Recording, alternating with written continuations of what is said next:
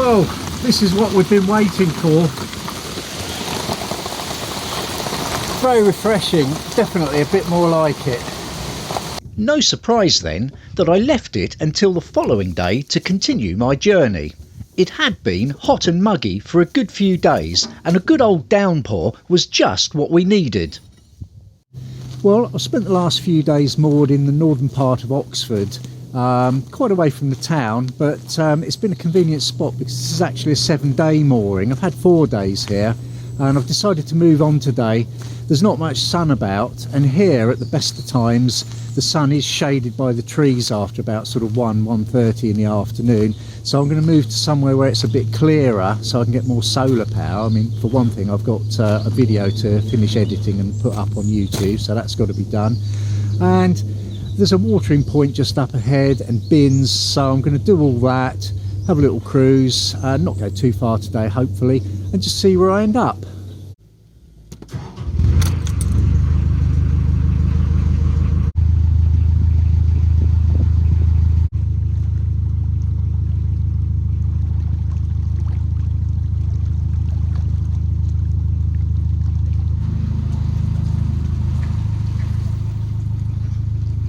Oh, wouldn't you know it, just my luck. I've only come 150 yards and already problems. There's someone on the water, obviously getting water, and there's boats moored either side of that, so I've got nowhere to moor while I wait. So I've had to get on this really horrible rough bit of bank.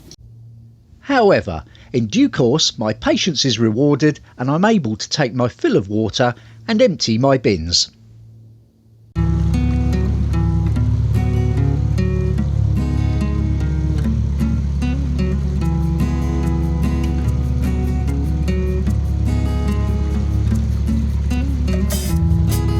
This type of bridge is new to me, but I don't have to worry on this occasion as this one is permanently open and I clear it relatively easily.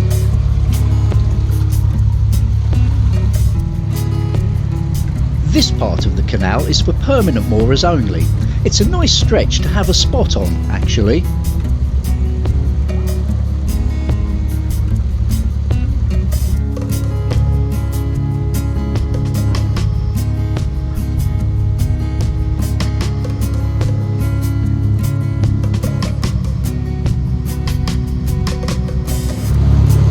This is nice, just a very leisurely couple of miles an hour pootle up the canal. I'm not in a hurry, I haven't got far to go.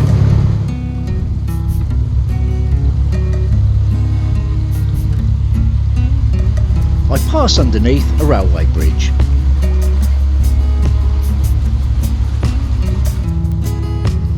Have a slight tangle with another one of those overhanging willow trees,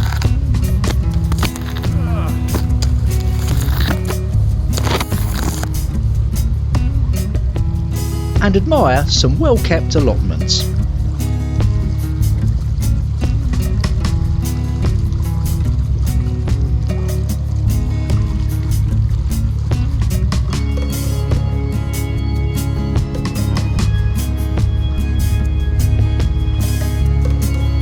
I can already see the next lock in the distance.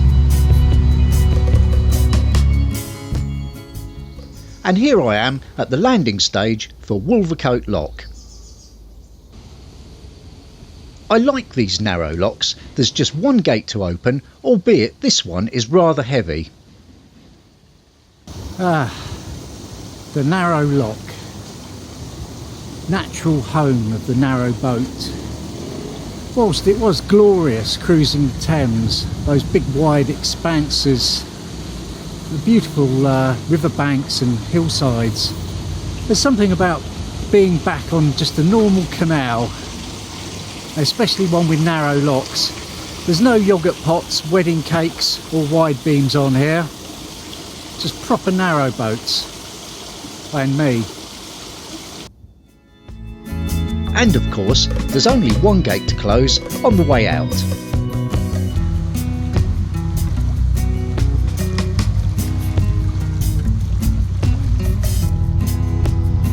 These branches have been trimmed, well, a bit at least.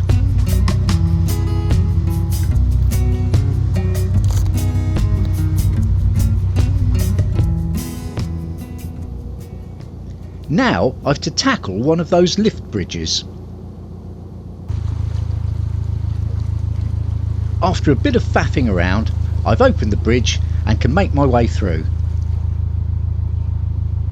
Well, that bridge was a lot of fun. To the uninitiated, it looks as though the landing stage is on the wrong side. So I went over to the side that I didn't want to go over to and got off there through the nettles and so on. And that was the side that the bridge opened to, so I was correct in that much. But it turns out the mechanism was one I hadn't seen before. So you put a key in and then the weight of those bits of wood on the end actually sort of just about lifts it up of its own accord. So long story short, I could have done it a lot more easily if I'd just stayed on the side I was and just sort of, you know, done it that way. But half an hour later I'm through. Not sure if those solar panels are all just sort of shading each other, really. It's a good looking setup though. I bet it does work well.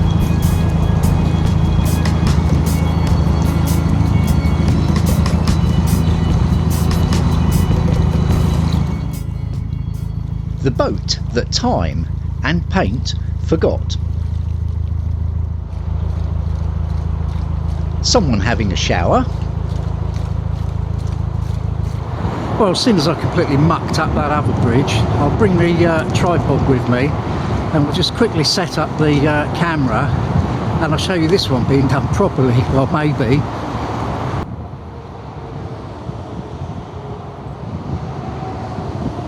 I go to unlock the mechanism, only there is no lock, so I set about carefully lifting the bridge. It's quite heavy at first and then runs away with itself once the weight passes the point of balance.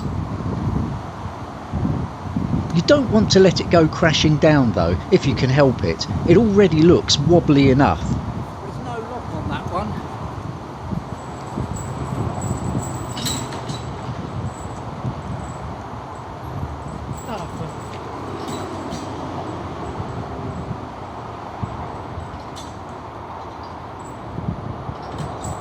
I lift the bridge once more, but I haven't got much confidence in it. What I could really do with is a hand.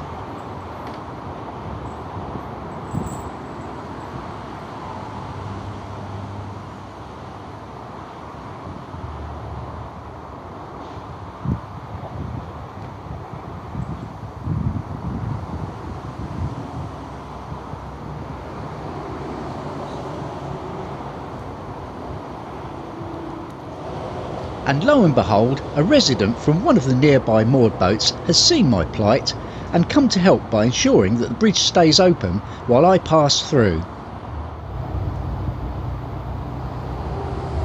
I'm really very grateful for this.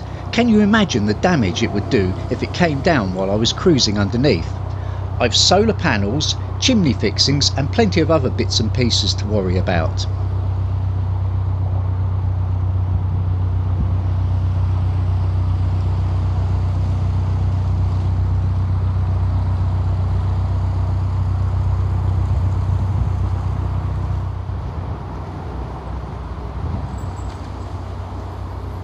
He's clearly an old hand at this.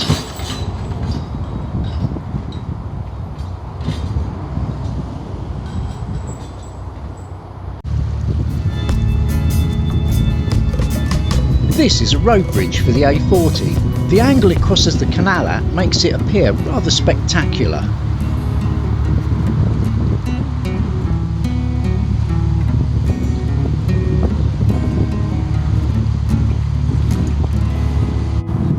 Well, here's where I would have come through to join the Oxford had I continued on the Thames bit all the way round and through Duke's Cut. Sign behind me there.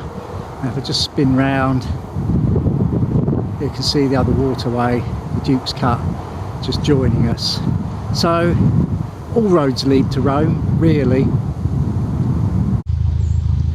This is lock number 44, Duke's Lock. Not to be confused with lock 44A, Duke's Cut lock. I've left the boat via the lock ladder and having closed the lower gate, can now begin locking operations. Despite the fact this is a relatively small single lock, this gate actually has 2 paddles on it. I guess it's just one of those where with one paddle it's never going to quite drain fully for some reason. Well, stroke of luck, I was just cruising along as you do, and I saw what looked like quite an inviting piece of bank, and sure enough there's a sign just there, just a couple of boats behind me, says from here on 14 days free mooring, which is great because up to now most of it's been sort of permit holders, long-term moorers only, so this will do me.